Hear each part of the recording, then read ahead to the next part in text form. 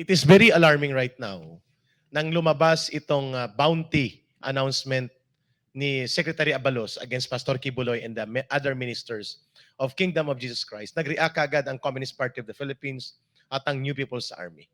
This is very alarming because before po magkaroon ng mga hakbang ang PNP at DILG against Pastor Kibuloy, the first group to label and use unfairly ang termino na Duterte Kibuloy Criminal Group ay ang CPP, NPA, NDF. They took off doon sa gawa-gawang testigo na hindi na inulit ni Hontiveros, parang Bicoy script, a certain Rene, na nanghakot ng sakosakong armas, si Sara Duterte, at si Rodrigo Duterte mula sa helicopter ni Pastor Kibuloy sa Glory Mountain. And pinaniwalaan niya ng PNP kaya silang padala daw ng mga combat force at mga attack force ng SAP. So itong kwentong ito rin ang kwento ng project ni Trillanes to demolish the Duterte family, yung Bicoy na naging Picoy. Nabisto at nakakulong ito ngayon si Bicoy sa Bicol yata, sa krimen na murder, sa Albay. Ngayon, ano pong role dito ng CPP, NPA, NDF sa bounty?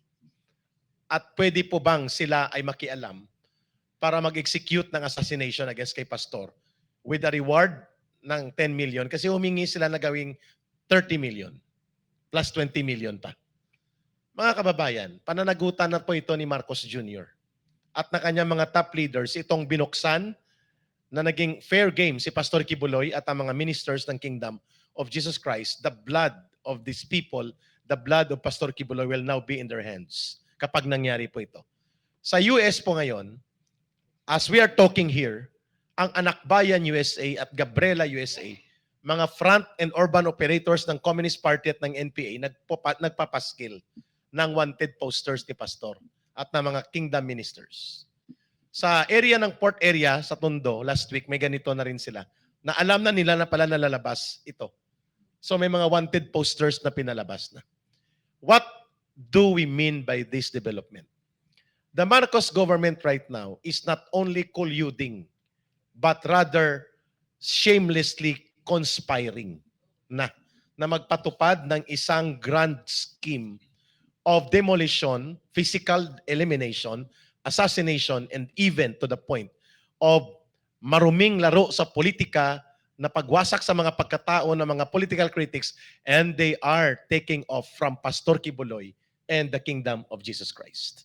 Malinaw po ito Ano po ang role dito ng tatlong party list sa Kongreso at ng Communist Party of the Philippines na inaalagaan? Pet ito ni Martin Romualdez, itong tatlong ito. Sila po at si Hontiveros ang tumatawag ng termino ng Duterte Kibuloy Criminal Group. I challenge Senator Risa Hontiveros. Ano ang proof mo na nag-i-exist ang Duterte Kibuloy Criminal Group other than yung gawa-gawang Picoy na testigo na si Rene na hindi na ninyo ibinalik dahil mukhang mabubuking ang script, similar to Bicoy na storyline, maliban sa ginamit ito ng CPP, NPA, NDF, na ikaw ngayon ay naglalamyerda kasama sila. You have no other basis to establish yung tinatawag na Kibuloy Duterte Criminal Group, other than the statements of the Communist Party and their urban operators like Franz Castro, Raul Manuel, and Arlen Brosas. Ang tanong ngayon dito sa Marcos Jr. government, papanatilihin mo pa ba ninyo ang isang lawless elements? Sabi ni Sister Eleanor, lawless kasi walang kinikilalang batas, hindi sumusunod sa batas, pero nagtatago sa batas bilang otoridad, like Abalos and General Marbil. Hindi po ito ordinaryong press con. Right now, bumabaha ang pagtatanong sino ang real kingmakers sa likod ni Abalos ng DILG at ng PNP na nagpapatakbo na parang may isa pang mga otoridad na hindi elected na mga tao at kayang magdikta sa instrumentalidad ng Estado.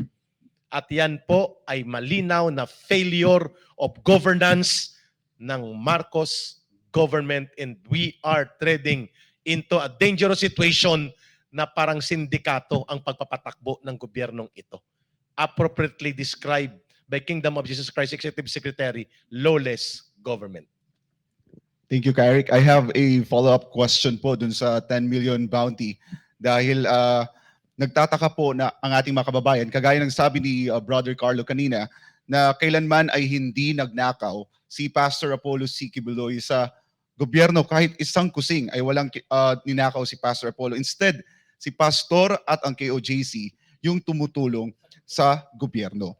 Ngayon po, do we think na yung pagpatong ng 10 million bounty ng DILG kay Pastor Apollo ay parang na-misplace yung priority ng gobyerno?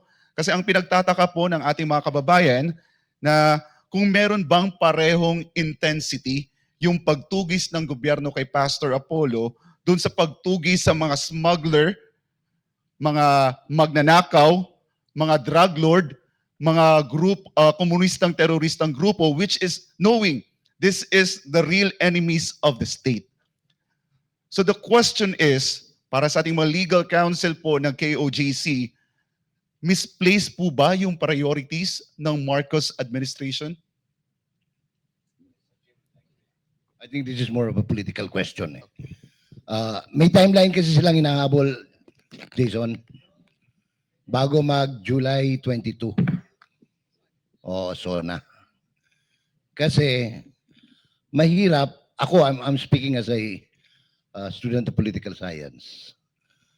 Mahirap kang mag-ulat sa bayan kung wala kang iulat. So, paano ka magpapapogi? Kasi ang politika kasi pagpapapogi yan eh. Public impression yan eh. Oh. Paano ka magpapapogi kung wala kang tropeyo na ipapakita? And for them, ang nakikita nilang tropeyo, si Kibuloy, si Pastor. Kasi wala eh. Ngayon hindi nila pwedeng sabihin na maraming foreign investors. Kasi nasa Malaysia na at saka nasa Thailand na yung mga investors. Hindi nila pwedeng sabihin, anong tawag nito, maganda ang kabuhayan, maganda ang GDP, maganda yung GNP, kasi tumataas yung inflation, linggo-linggo tumataas yung presyo ng gasolina, tapos nauubos yung bigas, bumagsak na naman na 5 piso yung presyo ng palay kanina lang ha, dahil sa pinatupad na yung Executive Order number 62 na rice reduction ng tariff. So, wala kang ano eh. Ako, yan ang tingin ko. This is more of a political, action rather than a legal na talagang hinahabol nila.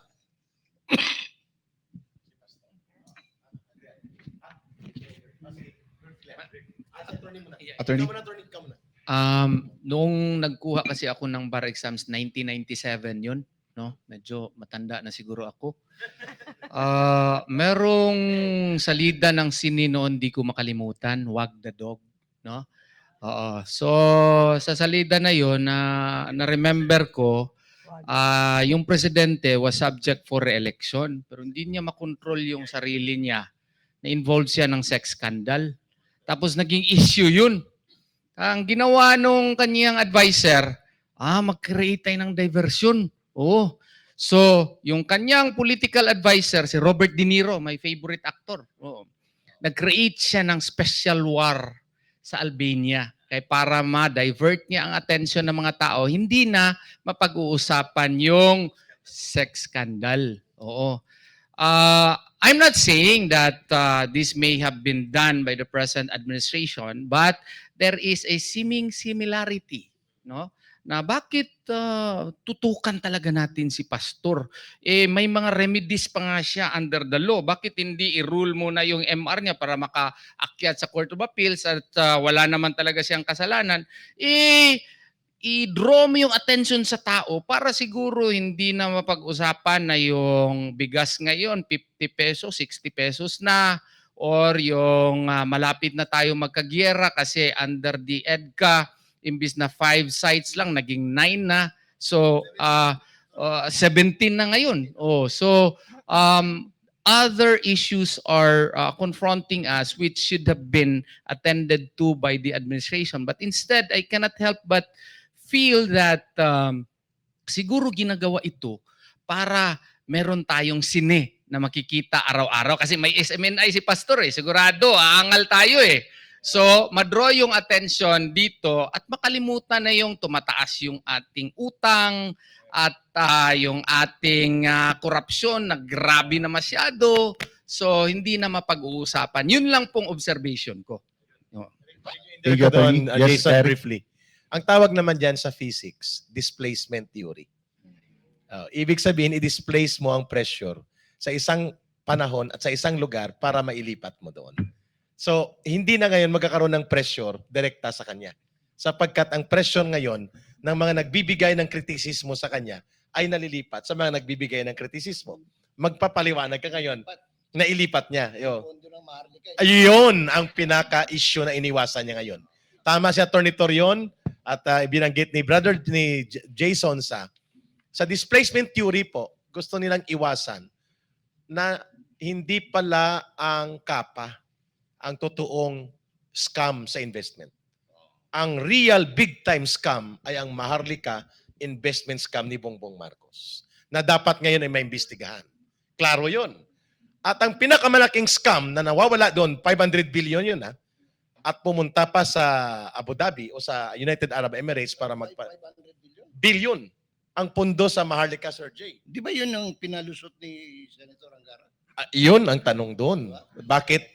Bakit napunta si Angara sa DepEd? Hindi nga niya may paliwanag na pinayagan nilang lumusot itong investment scam na Maharlika na pundo ng bayan. July 19, you will be educated. Number 2, sa displacement theory, briefly lang, malinaw po sa ngayon, ang nagaganap sa ating bansa, hindi po nasa control ni Marcos Jr. ang buong gobyerno. That is the real problem. Misgovernance, failure of governance, at hindi siya nagpapatakbo ng kanyang gobyerno. Tama po ang binanggit na yun is Atty. Torion, hindi niya alam paano i-handle ang China issue. Litong-lito siya kung anong tumbling ang gagawin niya. Kasi ayaw niya, the accent should be faster, naglibog. Not on the first syllable. Okay, kasi naglibog, okay. Anyway, ang gusto naming puntahan dito, binubulit niya sa kamatayan ang ating bansa, nagkakagulo si Gibo Teodoro halos hindi makaagapay, nagrereklamo mga general at mga officers sa Armed Forces of the Philippines. Dahil siya pala nag-utos ng go signal na magpa-deploy ng NABSOG.